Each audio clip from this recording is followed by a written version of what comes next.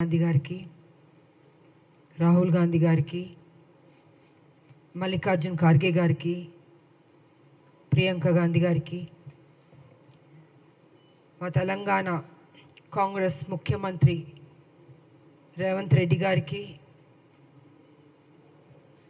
మా కాంగ్రెస్ రాష్ట్ర అధ్యక్షులు మహేష్ కుమార్ గౌడ్ గారికి, ఉప ముఖ్యమంత్రి బట్టి విక్రమార్క గారికి, మిగతా మంత్రులకి, ముఖ్య నాయకులకి, మా కాంగ్రెస్ కార్యకర్తలకి అందరికీ నేను ధన్యవాదాలు తెలియజేసుకుంటున్నాను. గత ఒక వారం నుంచి ఎవరో నేను కొత్త మనిషిలాగా అసలు ఎలా ఇచ్చారు ఈవిడికి ఒక ఎమ్మెల్సీ అని ఒక వింతగా ప్రశ్నలు వేయడం జరుగుతుంది. అంటే మీడియాలో జరుగుతుంది. అది మీడియా వాళ్ళు వేయడం కాదు, అది ఎవరు అడిగిస్తున్నారో కూడా మాకు తెలుసు. పాపం బీజేపీ టీఆర్ఎస్ వాళ్ళకి ఏం అర్థం కావట్లేదు అనుకుంటాను. ఒక మహిళగా మీ రెండు పార్టీలకు నేను సేవలు అందించాను. మీరు సరైన నిర్ణయం తీసుకోకపోబట్టి మీ పార్టీని విడిచి నేను బయటికి వెళ్ళాను.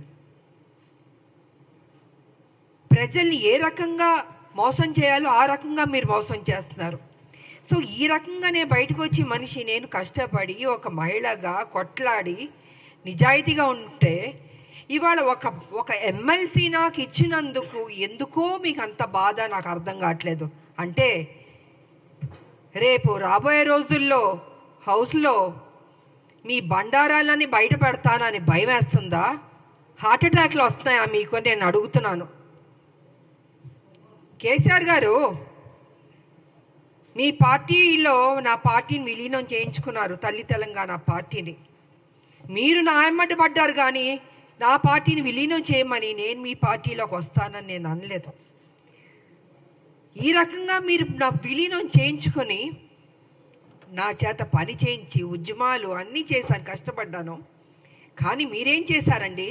ఒక మహిళని ఏ కాంగ్రెస్ తెలంగాణ ఇస్తాం అని చెప్పడం జరిగిందో అదే రోజు రాత్రి ఏ మాత్రం గ్యాప్ ఇవ్వకుండా, సమయం ఇవ్వకుండా, ఆ ఆనందాన్ని నేను తీసుకోనివ్వకుండా 12ంటికి సస్పెండ్ చేశాడు కేసీఆర్. వాస్తవాలు మాట్లాడుకుందామండి. ఎందుకు వాస్తవాలు కప్పిపుడుచుకుంటారు? విజయశాంతికి సంబంధమే లేదా? తెలంగాణ విజయశాంతి పోరాడలేదా? ఫర్ కైండ్ ఇన్ఫర్మేషన్ 1998 నా రాజకీయ జీవితం మొదలైంది బీజేపీ నుంచి. ఇది అందరికీ తెలిసిన సత్యం. ఒక ఓటు 2 రాష్ట్రాలు అనబట్టే నేను వెళ్ళాను. కానీ వాళ్ళు నిలబెట్టుకోలేదు. అందుకే బయటకు వచ్చి తల్లి తెలంగాణ పార్టీ నడిపించాను. నేను ఒక మహిళగా ఆల్మోస్ట్ 4.5 to 5 years నేను ఉద్యమాలు చేశాను. అప్పుడు కేసీఆర్ గారు ఎక్కడున్నారంటే ఆయన టీడీపీలో ఉన్నారు.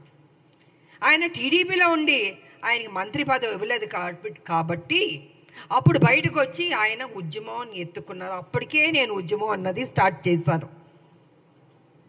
ఇది తెలుసుకోవాలండి. కొంచెం వెనక్కి వెళ్ళి, బహుశా అందరికీ తెలుసు కానీ తెలియనట్టు నటిస్తుంటారు. అంటే ఒక బురద జల్లడం కేసీఆర్ ఒక్కడే కాదండి, ఆయన సొత్తు కాదు తెలంగాణ. 1200 మంది చనిపోయారు తెలంగాణలో. ఎంతోమంది త్యాగం చేశారు, ఎంతోమంది కొట్లాడారు. దాంట్లో ఒక ఆడబిడ్డగా నా వంతు నేను కృషి చేశాను. నేను అలాంటిది ఈరోజు ఒక ఎమ్మెల్సీ వచ్చినందుకు ఎలా వచ్చింది, ఎందుకు ఇచ్చారు, ఏం చేశారు, ఆవిడ అక్కడ ఏంటంటే ప్రశ్నలో. తెలంగాణ పార్లమెంట్లో 2 ఎంపీలు వెళ్ళారు కదా, 2 వెళ్ళినప్పుడు కొట్లాడుతున్నప్పుడు కేసీఆర్ ఎందుకు ఎగ్జిట్ అయిపోయాడండి? చివరిదాకా ఉంది. ఆ రోజు మా ఎంపీలు, కాంగ్రెస్ ఎంపీలు అందరూ ఉన్నాం, పెప్పర్ స్ప్రేలు కొట్టారు. నార్త్ ఎంపీలు అందరూ చెత్తగా బాదుతున్నారు మమ్మల్ని ఎంపీని. నేను మీరా కుమార్ గారిని ఇలా పట్టుకుని నిలబడ్డాను. నేను ఇంత చేస్తే ఇదండి మీరు మాకు చూపించే కృతజ్ఞత? ఇదా మీ కుట్ర బుద్ధి? అంటే మీకు బడుగు బలహీన వర్గాలంటే నచ్చదు దొర, మీ దొర బుద్ధి ఏదో చూపించుకుంటున్నారు. అందుకే నిన్ను దొర అంటున్నాను నేను. బడుగు బలహీన వర్గాలకి గౌరవం ఇవ్వడం నేర్చుకోండి. అదే బడుగు బలహీన వర్గాలు బీసీ కానీ ఎస్సీ కానీ ఎస్టీ కానీ మైనార్టీ కానీ లేకపోతే మీరు ఈరోజు ఈ పొజిషన్లో ఎక్కడ ఎలాగుంటారు? మీరు గతంలో ముఖ్యమంత్రి ఎలా అయ్యారండి? మీ దొరలు ఒక్కళ్ళే వేస్తారా? ఇంతమంది ఓటు వేయబట్టి మీరు ముఖ్యమంత్రి అయ్యారు, ఇంతమంది త్యాగం చేయబట్టి మీరు ముఖ్యమంత్రి అయ్యారు. అది గుర్తుపెట్టుకోండి దొరగారు. నిన్న వేయడం కాదు రాములమ్మ మీద, మీలా పిరికి బంధం నేను మాత్రం కాదు. గచ్చున్న మహిళని, త్యాగం చేసిన మహిళని, నా ఆస్తులు అమ్మి పెట్టాను తెలంగాణకి. ప్రతిరోజు మీరు నన్ను అవమానించారు, నాతో పని చేయించారు, నేను ఉద్యమాలు చేశాను. నా పార్టీ, నా తల్లి తెలంగాణ పార్టీ ఉంటే మీరు హింస పెట్టి ఆ రోజు జయశంకర్ గారిని నా దగ్గర పంపించి విలీనం చేయండి అని చెప్పింది మీరు కాదా? నేను విలీనం చేస్తానన్నానా నేను? సరే, ఇద్దరూ తెలంగాణ కోసం కొట్లాడుతున్నప్పుడు వేరువేరుగా వెళ్ళకూడదని ఒక దీంతో పెద్ద మనసుతోటి నా పార్టీని నేను విలీనం చేయడం జరిగింది. అంతేగాని వేరే ఏదో ఆలోచనతో మాత్రం కాదు. ఎందుకు చెప్తున్నానంటే అసలు తెలంగాణకి విజయశాంతికి సంబంధమే లేదన్నట్టు మాట్లాడుతుంటే చాలా అసహ్యంగా కూడా ఉందండి. ఒక ఆడబిడ్డని మెచ్చుకోవడం నేర్చుకోండి. మీకు మెచ్చుకోవడం మనసు రాకపోతే నోరు మూసుకొని కూర్చోండి. అంతేగాని మీ ఇష్టం వచ్చినట్టు ఎందుకు ఇచ్చారంటే ఇచ్చారండి కాంగ్రెస్ ఒక ఎమ్మెల్సీ. ఆ ఎమ్మెల్సీ ఇచ్చినందుకు కూడా మీకు అంత బాధేస్తుంది బీజేపీకి, టీఆర్ఎస్ అంటే. మా రాజకీయ నాయకుల శత్రువులారా బంద్ చేయండి. మా ఉద్యమ నాయకులు మేము మిమ్మల్ని వదిలిపెట్టాం. మీరు చేసే మోసాల్ని తెలంగాణలో ఏ రకంగా మళ్ళీ మీరు ఎంటర్ అవ్వాలనుకుంటున్నారో ఇంకో విషయం కూడా నేను చెప్పదలుచుకున్నారు. బీజేపీ ఏం చేయబోతుందంటే నెక్స్ట్ స్టెప్, ఏ తెలంగాణ వ్యతిరేకించే శక్తులు ఉన్నారో వాళ్ళందరినీ మొత్తం దింపబోతున్నారు తెలంగాణలో. మళ్ళీ బ్యాక్ టు స్క్వేర్ వన్ని తెలంగాణ తీసుకురాబోతున్నారంటే వాళ్ళ పెత్తనం ఉండాలి. వ్యతిరేకించిన శక్తుల్ని, తెలంగాణ ఉద్యమం నాయకులు ఉండకూడదు, తెలంగాణ ప్రజలకి ప్రాధాన్యత ఉండకూడదు, మళ్ళీ బాంచన్ని కాలు మొక్కుతాననే పరిస్థితికి బీజేపీ తీసుకురాబోతుంది. ఇది సత్యం, ఇది తెలుసుకోవాలి అందరూ.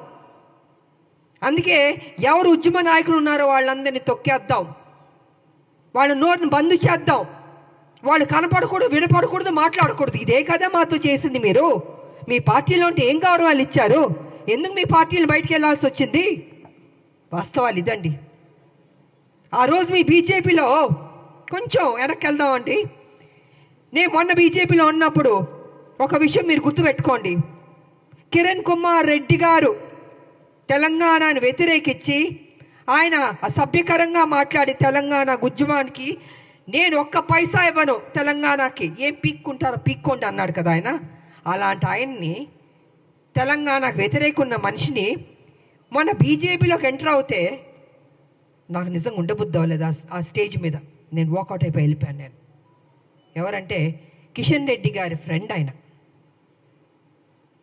ఆ రోజు నుంచి బీజేపీకి నా మీద ఒక కక్ష. అంటే వాళ్ళ మనుషుల్ని తెలంగాణ వ్యతిరేక శక్తికి వస్తే అక్కడ నేను బయటికి వెళ్ళిపోతున్నానంటే చూపించుకోకూడదు. ఎందుకు చూపించుకోకూడదండి? తెలంగాణని అవమానపరిచి తెలంగాణకి మేలు చేయని కిరణ్ కుమార్ రెడ్డి గారు లాంటి వాళ్ళు మిగతా ఇంకొకళ్ళు ఏమైనా ఉంటే ఎందుకు నేను వచ్చి మీకు ఎస్ బాస్ అని చెప్పాలండి? ఇలాగ అనేక కారణాలు ఉన్నాయండి. ఈ అనేక కారణాల వల్లే ఈరోజు విజయశాంతి మీద, రాములమ్మ మీద ఒక ఎమ్మెల్సీ ఇస్తే అయ్యో ఎందుకు ఇచ్చారు, ఎలా ఇచ్చారంటే పేపర్ వచ్చి ఇచ్చారండి. ఎలా ఇస్తారండి? సోనియా గాంధీ గారు ఇచ్చారు, అద్దంకి దయాకర్ గారికి ఇచ్చారు, నాకు ఇచ్చారు, శంకర్ నాయకర్ గారికి ఇచ్చారు. సో వాట్ అండి? కష్టపడ్డా అనుకుంటాం, కష్టపడ్డాం, ఆస్తులు అమ్మాం, తెలంగాణను కాపాడాం. ప్రతి నిమిషం కాపలా కుక్కలా మేము కాపాడుతామండి. కానీ మీరేం చేస్తున్నారు? 10 సంవత్సరాలు మీరు అధికారంలో ఉండి కేసీఆర్ గారు దోచుకోలేదా తెలంగాణ మొత్తం సొమ్ముని? ఇవాళ మీరు దోచుకోబట్టే కదా ఈ పరిస్థితి వచ్చింది. అది విడిచిపెట్టి కాంగ్రెస్ మీద నిందలేయడం, ఆయన చేసిన తప్పులు చెప్పడు, 7 లక్షల కోట్లు ఎలా తిన్నాడో అని ఖర్చు అయిందో చెప్పడు, ఎలా అప్పయింది చెప్పండి. నేను కూడా నా పార్టీ నేను అడుగుతున్నాను, సీరియస్గా తీసుకోవాలి సార్. మనం విడిచిపెట్టకూడదు. దీన్ని ఎంత దూరం వరకు తీసుకెళ్ళా? 7 లక్షల కోట్ల అప్పు ఎలాగైంది చెప్పమనండి. దాటవేయడం కాదు, నా మనిషిని మాత్రం విడిచిపెట్టకూడదు. నువ్వు ఉద్యమాలని చెప్పి నీకు చేతిలో తెలంగాణ పెడితే నువ్వేం చేసావు? 7 లక్షల 1 మినిట్ సార్, 7 లక్షల కోట్లు అప్పులు చేస్తామండి. మిగులు బడ్జెట్ నుండి అప్పులు రాష్ట్రంగా ఎందుకు వెళ్ళింది? ఎక్కడెక్కడి నుండి డబ్బులు తిన్నావు? కాళేశ్వరం దగ్గర నుంచి, ల్యాండ్ల దగ్గర నుంచి. నేను పిల్లు కూడా వేసాను, కొన్ని ల్యాండ్లు అమ్మేస్తుంటే పిల్లు వేసానండి నేను. ఇలా ఎన్నో జరిగినాయండి. అందుకే వాళ్ళు చెప్తున్నాను నేను, పెట్టండి. మా రాష్ట్రం మేము కష్టపడి తెచ్చుకున్న రాష్ట్రం, నా ప్రజలు బాగుండాలని కోరుకునే వాళ్ళం మేము. ఉద్యమకారులకు మాకు నిత్యం మా ప్రజలు బాగుండాలి, మేలు జరగాలని ఆలోచిస్తూనే ఉంటాం మేము. ఇంతకు మించి మాకు అయ్యా ఉంటుందండి. కాబట్టి నా పార్టీని రిక్వెస్ట్ చేసేది ఏంటంటే విడిచిపెట్టకూడదు సార్. మనం ఎట్టి పరిస్థితుల్లో కేసీఆర్ చేసిన అప్పును మొత్తం ఒక్కొక్కటిగా బయట పెట్టాలి. ఏదో నామకే వాస్తే మనం మాట్లాడడం లేదా వదిలేయడం కాదు, తవ్వాలి, బయటికి తీయాలి వాస్తవాన్ని.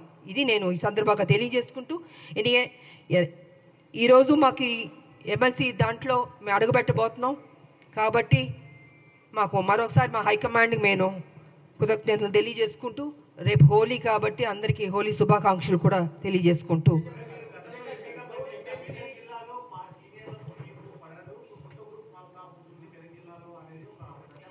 నేను చెప్పనండి, కేసీఆర్ గారు అక్కడ వాళ్ళ ఎంపీలు ఉన్నారు, వాళ్ళ ఎమ్మెల్యేలు కూడా కొంతమంది ఉన్నారు.